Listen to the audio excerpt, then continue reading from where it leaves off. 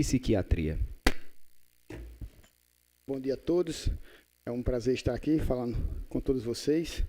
Eu os parabenizo pelo interesse pelo tema e agradeço à Câmara Municipal por nos albergar hoje. Senhor vereador, todas as falas e gestos de um médico devem ser educativas. É impensável para nós falarmos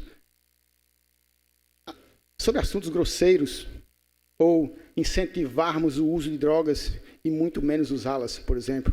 É impensável para nós cometermos erros grosseiros de português. Nossa gramática tem que ser respeitada. Da mesma forma, com relação ao senhor, eu o parabenizo pelo senhor também, quando fez o convite para falar sobre esse assunto, ter sido educativo, professoral. Então, eu o parabenizo por isso, porque nós precisamos de educação. Mas, sem mais delongas, eu vou direto ao ponto. Nós estamos aqui na casa do senhor, que é um legislador, e eu não poderia deixar de falar sobre um assunto de grande importância, qual seja a lei, a própria lei, que vocês são os encarregados de fazerem. E de qual lei eu deveria falar?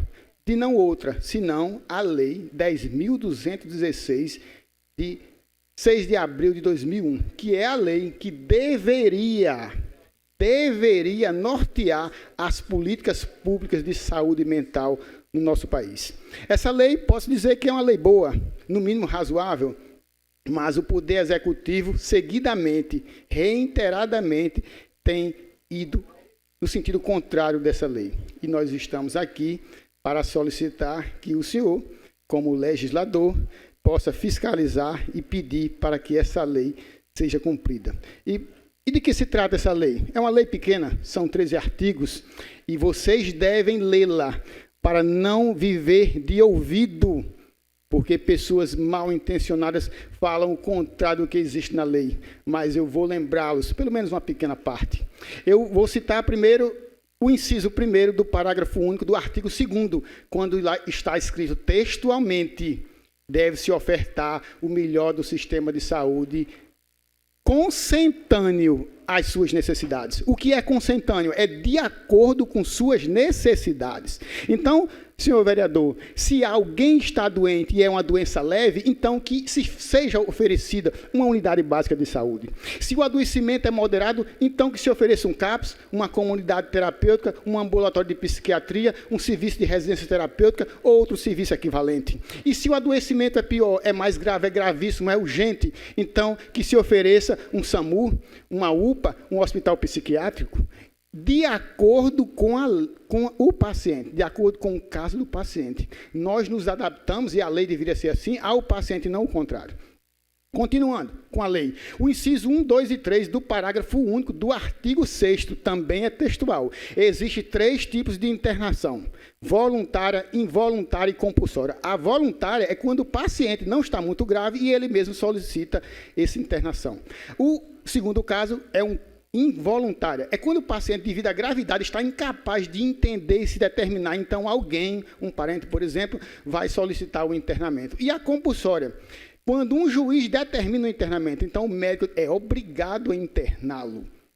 Então, se existe na lei 10.216 os 3 tipos de internamento, então, é por óbvio, deve existir um local apropriado para internar o paciente. Então, deve existir os diversos ambientes terapêuticos, assim como os profissionais. Um musicoterapeuta, um profissional de educação física, um nutricionista, um médico psiquiatra, um psicólogo, e aí segue um enfermeiro, um técnico de enfermagem, e por aí vai. Isso é importantíssimo que todos saibam. Um outro ponto importante, é muito importante, isso que eu acredito que seja necessário dizer, é que existe um motivo para se cometer suicídio. O motivo está escrito. Ninguém venha dizer outro, que não este. Existe, é claro, é um assunto vencido, é mais velho que o Código de Hammurabi. 90% dos casos de suicídio são devido a 6 doenças. Praticamente 100% dos casos de suicídio são devido às doenças psiquiátricas. Então, não se pode desconsiderar isso. eu vou dizer aqui, 6 doenças que são responsáveis por 90% dos casos de suicídio. Depressão, transtorno afetivo bipolar, esquizofrenia, transtorno de personalidade, ansiedade e dependência química. E por que não se fala isso? Por que não se fala que existe uma doença determinando o suicídio e se cobra disso? Então, se existe uma doença que determina o suicídio, então deve existir um tratamento para isso. O tratamento geralmente envolve medicamentos, psicoterapia e mudanças positivas no estilo de vida. Tem que se acabar com o tabu, porque o tabu faz parte da dificuldade de se procurar o atendimento. Tem que se dar o tratamento adequado. Veja bem o que eu estou falando. Existe uma doença, várias doenças que causam suicídio, e existe um tratamento que é feito no sistema privado de saúde, mas no SUS não. O SUS não tem atendido como nós desejamos os pacientes psiquiátricos graves. Vereador, eu estou aqui numa causa e peço ao senhor que se comprometa com essa causa. Qual é a minha causa? A minha causa é uma causa justa, é muito justa, é justíssima, é nobre, é boa, é bela, é irrefutável. Eu estou aqui lutando e peço ao senhor que faça o mesmo, que se empenhe nessa luta. Qual luta? É a luta, por exemplo, para um paciente, geralmente muito humilde, que está em surto psicótico, incapaz de entender e se determinar. A minha luta, que eu peço que eu siga, que o senhor se empenhe nela, é lutando por um paciente que tentou múltiplos suicídios em um único dia. A minha luta é por uma pessoa que é um dependente químico grave, que está, nesse momento, perambulando pelas ruas, se prostituindo, fazendo pequenos furtos para manter sua dependência. Então, a minha causa não é menos justa do que nenhuma outra, é a mais justa. Nós estamos aqui em defesa da própria vida. E um dos pontos importantes são esses, mas tem muito mais. Eu gostaria de ter tempo, um dia, para vir aqui falar e convidar as pessoas que pensam o contrário de mim para sentar aqui junto. A plateia pequena, para não haver vai gritos, para nós discutirmos. Será que tem alguém que vem aqui falar comigo, discutir esse assunto? Aí nós vamos falar sobre várias falácias que se diz, que alguém discursa, coisas absurdas a respeito da saúde mental da população. Por exemplo, como é que você faz um discurso sobre um caso grave como o suicídio e não se cita nenhuma doença? Não se cita o tratamento? Que absurdo! Então, senhor vereador, eu não quero me alongar, porque outros querem falar, mas eu considero alguns desses pontos como sendo muito importantes e eu o parabenizo por nos convidar a falar. Se vocês quiserem saber mais a respeito desse tema, eu os convido a observar, a estudar onde existe uma informação técnica científica de qualidade. Por exemplo, vocês procuram o site do www.setembroamarelo.com. Esse site é da Associação Brasileira de Psiquiatria, que eu orgulhosamente represento no meu estado, para que vocês saibam da seriedade dessa associação.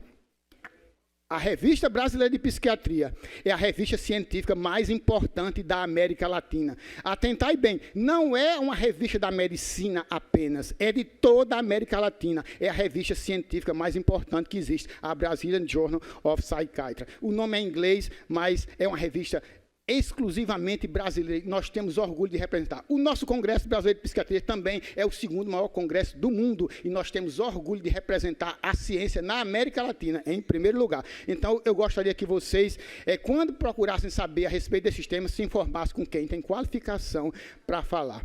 Então, eu obrigado por poderem me ouvirem e eu digo obrigado porque não existe causa mais nobre do que nós tentarmos salvarmos vidas.